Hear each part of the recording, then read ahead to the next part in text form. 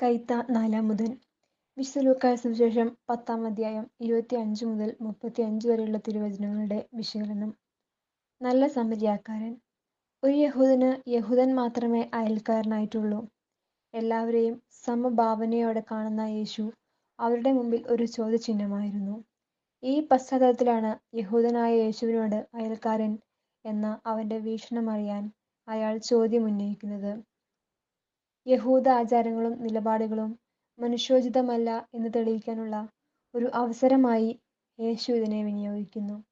അതിന്റെ തെളിവാണല്ലോ മൃതപ്രായനായി കിടക്കുന്ന ഒരുവനെ തിരിഞ്ഞു നോക്കാൻ പോലും തയ്യാറാകാത്ത ഒരു ലേവായനും ഒരു യഹൂദ പുരോഹിതനെയും ഈ ഉപമയിൽ യേശു അവതരിപ്പിക്കുന്നത്. വിജാതീയൻ എന്ന് പറഞ്ഞ് അയിത്തം കൽപ്പിച്ചിരുന്ന ഒരു സമരിയാക്കാരനെയാണ് ഏറെ വിശിഷ്ടമായ മനുഷ്യത്വത്തിന്റെ ആൾരൂപമായി യേശു ചിത്രീകരിക്കുന്നത്. ഒരുവൻ തനിക്ക് വിശ്വാസമുണ്ടെന്ന് പറയുകയും എന്നാൽ പ്രവൃത്തിയില്ലാതിരിക്കുകയും ചെയ്താൽ എന്ത് പ്രയോജനം? പ്രവൃത്തിയില്ലാത്ത വിശ്വാസം അതിൽ തന്നെ നിർജീവമാവുന്നു. യാക്കോബ് ശ്ലീഹ 2:14-17. മനുഷ്യത്വരഹിതമായി പെരുമാറുന്നതിന് ഏറെ ന്യായീകരണങ്ങൾ നമുക്ക് പറയാനുണ്ടാകും. മറ്റുള്ളവർ എന്നെ അംഗീകരിക്കണം,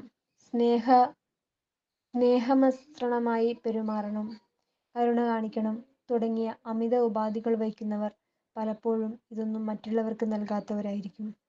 നമ്മുടെ സ്വന്തം ജീവിതത്തെക്കുറിച്ച് ഏറെ ചിന്തോദ്ദീപകമായ ഒരു വചനഭാഗമാണ് ഇന്നത്തെ ഈ വായന.